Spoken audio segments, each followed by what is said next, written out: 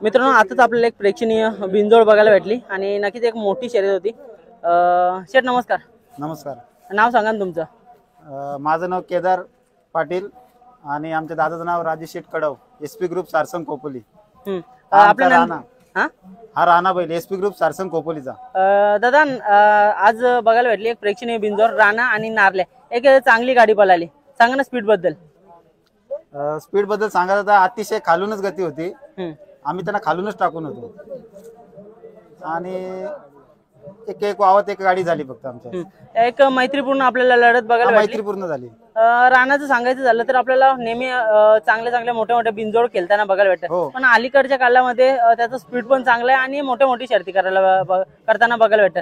काय सांगाल, म्हणजे काय म्हणून आज आपण या मोठ्या मैदानामध्ये एक चांगली गाडी जमवली आणि चांगली शर्यत झाली? आज आमची शर्यत होती 2 गोंड्या 4 बादल्यावर।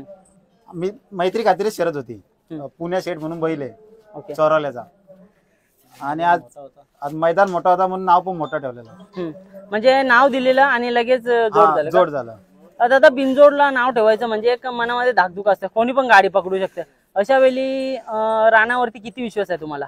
आम्हाला राणावरती फुल म्हणजे 4 वर्ष विश्वास, कंटिन्यू विश्वास आहे आमच्या त्याच्यावर। आम्हाला त्याला कधी नाराज नाही केला त्यांनी आम्हाला। 100%। आणि शेठ बद्दल काय सांगाल? कारण का शेठ नेहमी राणाच्या सोबत, तसेच सगळे पोरांना घेऊन चालणार आमचा अख्खा ग्रुप आहे सगळा। कुणाल पाटील आहे, तन्मय पाटील आहे, हे आमचे घाटावरचे मित्र आहेत, साहिल ते आमचे ड्रायव्हर आहे, आजी ड्रायव्हर, अवधूत भगत, नितीन धारणे, संतोष जाधव, सौरभ जामदाडे, म्हणजे सगळी अशा पोरांचा ग्रुप आहे। एक ग्रुप आहे आमचा। दादा, कोणाच्या नावाने गाडी बोलता आपली? युवराज राजू शेठ कडव, दादाचा मुलगा छोटा। ओके दादा, आज बघा राणा मला तरी वाटतं पूर्ण बैल झाला असेल ना? हो, झालेलं आहे, बैल झालाय आणि बरेच अशा नंदीमध्ये पळाले। आता थोडासा इतिहास सांगा ना राणाबद्दल।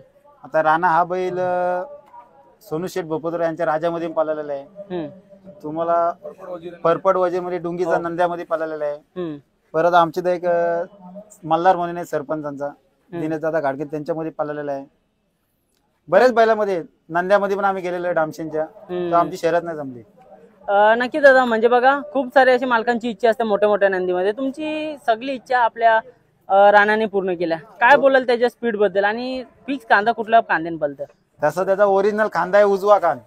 4 वर्ष आम्ही त्याला उजव्या खांदी बोललो, याच वर्षी आम्ही त्याला डाव्या खांदी। उजव्या खांद्यापेक्षा डाव्या खांद अतिशय गती आहे। कसं काय, म्हणजे एक्सपेरिमेंट कसं करायचं ठरवलं? कारण का बघा, अचानक आपण एखाद्या शर्यतीला एखादा आपला पैरा जुळला तर त्याचा खांदा चेंज करून पळवतो, अशाने कसं समजलं तुम्हाला ही गोष्ट? आम्हाला समजलं, ऍक्च्युली आमचा बैल घाटावर होता सुजित शेलके कडून, सुजित शेठ शेलके लोणंद, याही आम्हाला डाव्या खांदी ट्रेन करून दिलं। आता घाटावरती कोणाच्या नियोजनामध्ये असतं? सुजित शेलके।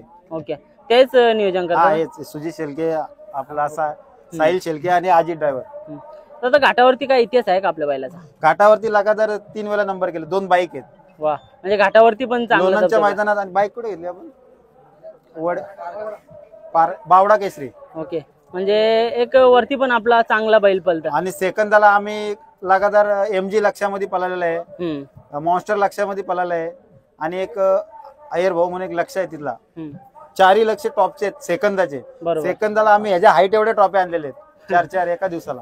मस्त, म्हणजे बघा घाटावरती पण, म्हणजे घाटावरती बिनजोड, आपला बिनजोड असू द्या, घाट असू द्या, किंवा सेकंदाची शर्यती असो, सगळीकडे आपल्या राणाचा दबदबा राहिलेला आहे। काय सांगाल त्याच्या स्पीड बद्दल? कारण का आज पण बघायला भेटली नारल्याची आणि त्याची गाडी मस्त जुलूम पळाली, आणि कुठेतरी या मोठ्या मैदानामध्ये तुम्हाला एक चांगला आनंद, चांगला गुलाल मिळवून दिलाय। हो, नक्कीच। दादा, आज तुमच्या सोबत हा संपूर्ण ग्रुप असतं, या ग्रुपच्या पोरांची म्हणजे सगळी यंग पोरं आहेत, त्यांच्या बघा कोणी कामधंदा सांभाळून येत आहे, तर सगळी कामधंद्यावालीच आहे। पण अलीकडच्या काळामध्ये कुठे ना कुठेतरी बघा क्रिकेटचा क्षेत्र कमी होत चालला, आणि या बिनजोड म्हणजे शर्यतीमध्ये पोरांचं योगदान जास्त आहे। अशामध्ये कामधंदा कसं सांभाळून आपण हा नाद टिकवलं पाहिजे तुमच्या मते? आता आम्ही सगळी कामधंद्यालाच आहेत, सगळी कामधंद्याला आहेत, पण ज्या टायमाला शर्यत असते त्या टायमाला सगळी जमतात। आणि दादा, कशा प्रकारे आपण हा बैलगाड्याचं क्षेत्र टिकवलं पाहिजे?